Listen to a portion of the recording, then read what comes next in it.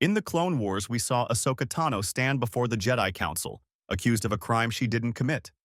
Padawan Tano, serious charges have been levied against you. How plead you? Not guilty, Master. I would never take the lives of innocents. The values of the Jedi are sacred to me. The Senate steps in. The Council loses faith, and when the truth finally comes out, they offer to take her back. But she refuses. She walks away from the only life she's ever known. That choice changes everything. The war rages on, Anakin's trust in the Order fractures, and the galaxy slides closer to the Empire. But what if Ahsoka stayed? What if she accepted the Council's offer, returned to the Jedi, and stood by Anakin's side through the final days of the Clone Wars? In this version of the story, that's exactly what happens. And nothing turns out the same. Let's begin. Our story begins in the Jedi Council Chambers. The air is tense. The evidence against Ahsoka is stacked high.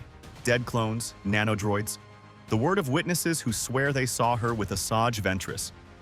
But behind the stoic faces of the Masters, there's division. Plo Koon and Obi-Wan stand firmly in her corner. Yoda senses there's more to this than the surface. Even Anakin, pacing like a caged animal, can't believe what he's hearing.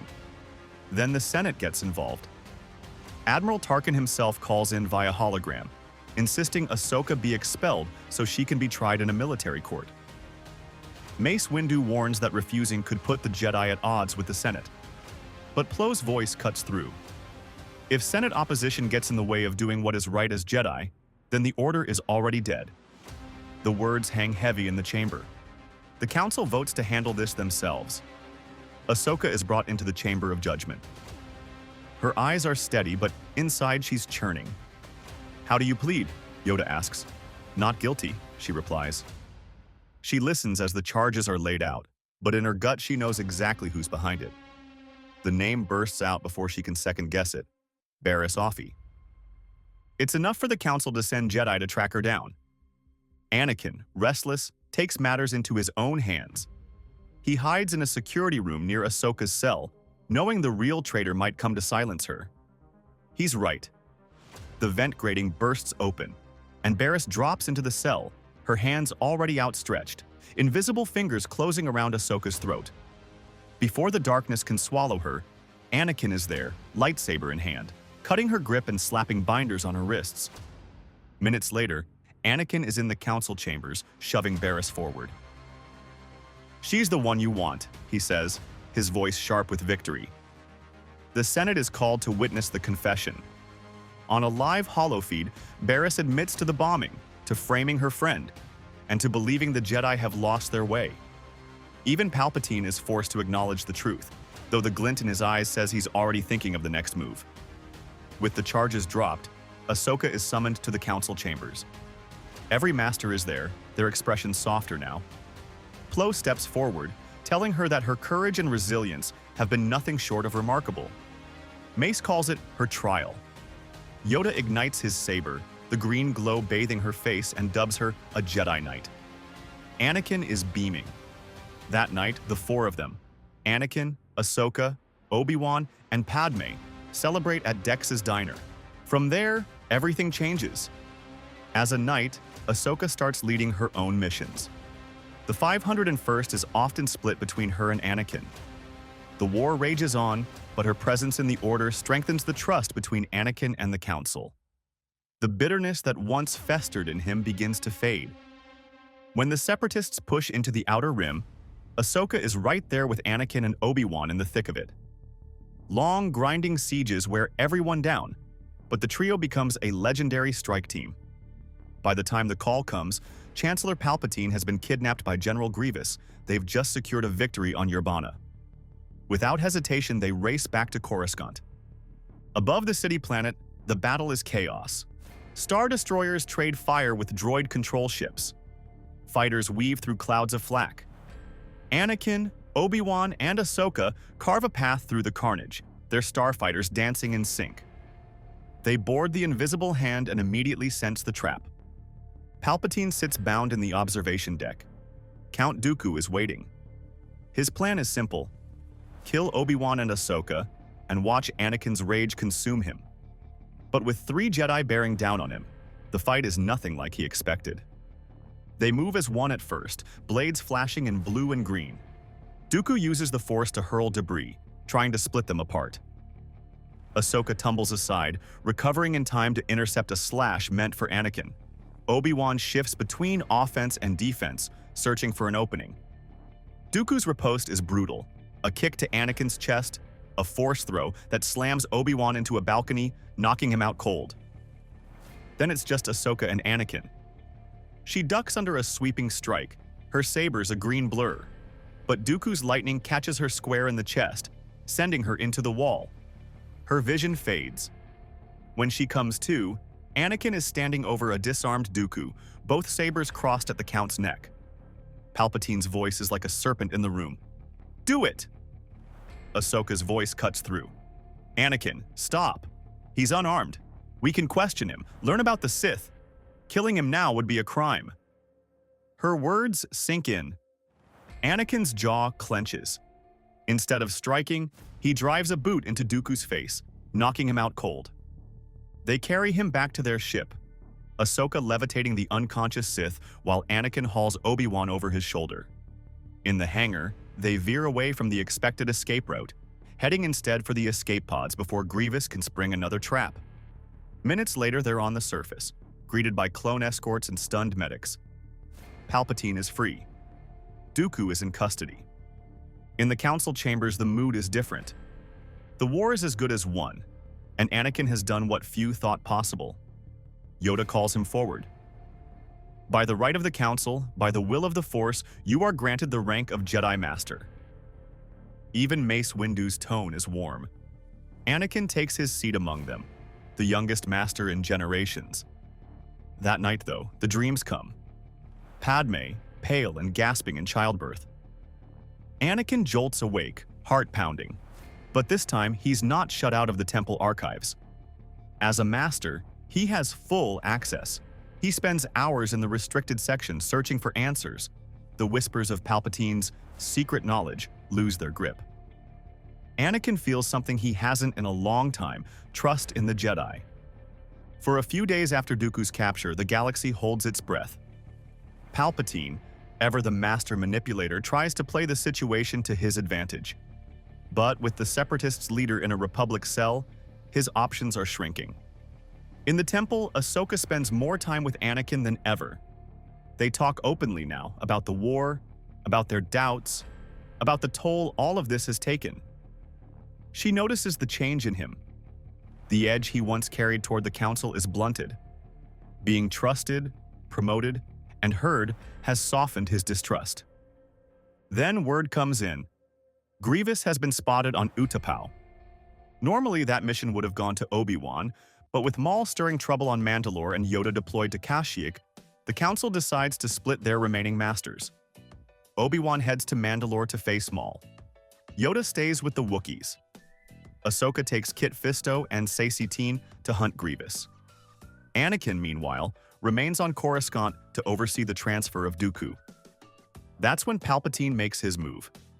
He summons Anakin privately, hinting at forbidden powers, abilities that could save Padme's life. He reveals himself as Darth Sidious, expecting Anakin to waver, to bend toward him. But this isn't the same man from the original timeline. This Anakin doesn't feel abandoned by the Council. He doesn't see Ahsoka as a cautionary tale. He sees her as proof that the Jedi can do what's right. "You're the Sith Lord," Anakin says flatly, "and you're under arrest." Palpatine's eyes narrow, but Anakin is already gone, sprinting toward the Council Chambers. Within minutes, Mace Windu is striding into the Chancellor's office with 3 other masters at his side. The duel is vicious. Sidious launches himself into them, red blade ablur, lightning crackling. Aegon Kolar and Saesee fall quickly, just as before, but Kit Fisto and Mace hold their ground. Then the office doors blast open and Anakin joins the fight, his blue saber locking with Sidious in a shower of sparks. Meanwhile, on Utapau, Ahsoka is locked in a dance of death with Grievous. His 4 blades whirl in a storm of green and blue, forcing her to the very edge of a high platform. She refuses to give ground, pressing in when she sees even the slightest opening. Then a familiar voice cuts through the din. Captain Rex, charging into the fray. Grievous snatches him by the neck, but Rex just smirks under his helmet and detonates a thermal charge at point-blank range. The blast hurls Grievous back, his sabers skittering across the deck. Ahsoka is on him in an instant, twin blades crossing through his neck. The cyborg collapses in a heap of sparking wires and lifeless metal. On Mandalore, Obi-Wan is on the defensive against Maul. The former Sith fights with a singular obsession, hammering at Kenobi's guard until the older man is driven to one knee. Then a blaster bolt sears Maul's arm, forcing him to drop one end of his saber staff. Commander Cody is in the doorway, firing relentlessly. Obi-Wan seizes the moment, reclaiming his saber and slicing clean through Maul's midsection. And in the Chancellor's office, the tide turns. Mace disarms Sidious, sending his crimson blade spinning away. Anakin drives his own saber forward, burying it in the Sith Lord's chest. Across the galaxy, 3 of the Republic's greatest enemies, Sidious, Grievous, and Maul, fall in the same heartbeat. Back on Coruscant, the aftermath is swift. Without Sidious pulling the strings, the Separatist leadership is exposed and captured on Mustafar. The droid armies are shut down. The war is over. Dooku, still alive in his cell, realizes the extent of his failure. In an unexpected final act, he confesses everything: how Sidious had orchestrated both sides of the war, how the galaxy had been manipulated from the start. His words ripple through the Senate, forcing even Palpatine's staunchest supporters to confront the truth. The galaxy rallies. The Republic and former Separatists begin peace talks. Mon Mothma is elected Chancellor in the new Unity government. In the Temple, there's no talk of disbanding or retreating from politics. The Jedi have emerged not as would-be traitors, but as the ones who saved the Republic from an unseen Sith coup. Anakin stays in the Order, Padme's pregnancy now an open secret among a select few masters. Ahsoka, too, finds herself in a new role, not just a commander, but a symbol of what the Jedi could be when they followed the Force over politics. But peace doesn't mean the end of her journey. She's still restless, still drawn to the edges of the galaxy. The years after the war are unlike anything the Jedi have experienced in generations. The Temple is no longer a fortress preparing for the next battle, it's a sanctuary again. The clang of clone boots in the hangar has been replaced by the quiet hum of training remotes and the laughter of younglings in the gardens. For Ahsoka, it's an adjustment. She's been a soldier for nearly her entire Jedi career. Now, she has to relearn how to be a peacekeeper. At first, she throws herself into missions to the Outer Rim, working with Mon Mothma's new government to rebuild war-torn worlds. She sees the damage the conflict left behind. Whole cities leveled, economies shattered, cultures uprooted, and she realizes that this is where the Jedi are needed most. Anakin thrives in this new era as well. Without the weight of Palpatine's manipulation or the mistrust of the Council hanging over him, he finds peace in his role as both a Jedi Master and a soon-to-be father. Padme gives birth to Luke and Leia in the relative quiet of a galaxy at peace. Only a small circle, Obi-Wan, Yoda, Plo Koon, and of course Ahsoka, know the truth of their parentage. The twins grow up visiting the temple, learning to walk between the meditation gardens and the archives, tiny hands clutching at the robes of their Uncle Obi-Wan and Aunt Ahsoka. When Luke is 5, Ahsoka is offered a Padawan of her own. Her name is Katuni, a determined and resourceful youngling who once built her lightsaber under Hondo Ohnaka's watchful eye. Katuni has been waiting for years to be paired with Ahsoka, turning down other masters in the hope that her instincts were right. Ahsoka hesitates at first. Her work in the Outer Rim is dangerous, her missions unpredictable. But Katuni doesn't blink. "I want to learn from you," she says simply. They leave Coruscant not long after, chasing rumors of a growing criminal network called Crimson Dawn. The trail takes them through half the Outer Rim, from dusty spaceports to forgotten trade stations. Eventually, it leads them to Tatooine. There, in the sweltering heat of Mos Eisley, they come face to face with the last person Ahsoka expects to see: Darth Maul. Somehow, he's survived the war, slipping into the shadows to build his syndicate. His influence stretches across the Hutt cartel, the Pikes, and beyond. He recognizes Ahsoka immediately, and more importantly, he senses her Padawan. They meet in the street, the air between them tense. "Join me," Maul offers, his voice low but carrying over the murmuring crowd. "Together we can tear down the corrupt Republic and build something greater." Ahsoka's sabers are in her hands before he finishes speaking. "You had your chance to build something better," she says, "and you chose power." The duel is fierce, sand and heat swirling around them.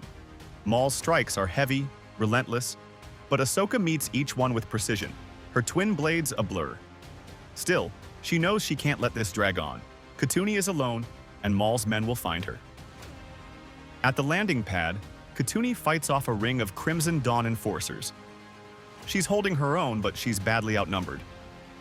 Just when it looks like they might close in, a blaster bolt cuts through the smoke, Hondo Ohnaka, grinning like he's just stumbled into a jackpot. "Thought you could use a little help, young Jedi," he says.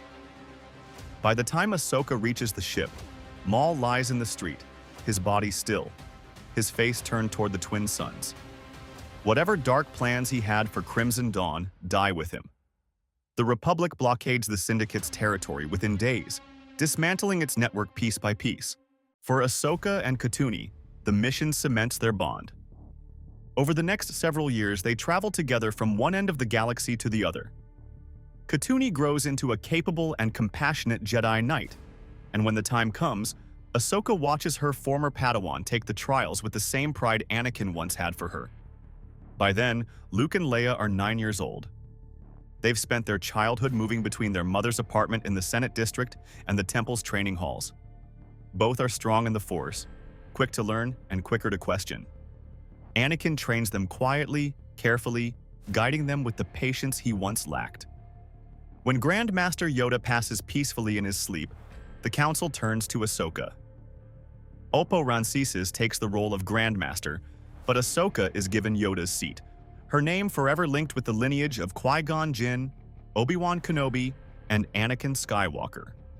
Under this new generation of leadership, the Jedi Order changes. They expand their training programs, establish outposts across the galaxy, and loosen the rigid rules that once drove so many from their path. The Temple grows to nearly 14,000 members, a living testament to what the Jedi can be when they trust in the Force and in each other. Looking out over the skyline of Coruscant from her place on the Council, Ahsoka often thinks back to that day in the Chamber of Judgment, when she stood accused and nearly cast out. The choice to stay wasn't easy. It meant risking her life, her freedom, and her faith in the Order. But it also meant standing beside Anakin when he needed her most, changing not just his fate, but the fate of the entire galaxy. And in the quiet moments, walking the temple halls as younglings bow in respect, she understands the truth. She didn't just save the Jedi by staying, she saved herself. Maybe the Jedi wouldn't be remembered for their battles or their power. Maybe their greatest victory wouldn't come with fanfare or celebration. Maybe it would come quietly, in trust rebuilt, in friendships that endured, in choices that changed everything. Because staying wasn't the end. It was the start of something far more difficult. And Ahsoka Tano? She wasn't just a Padawan, she was the Jedi the galaxy needed her to be, whether it was ready or not. If you enjoyed this alternative timeline, make sure to hit that like button and subscribe for more Star Wars stories, and may the Force be with you.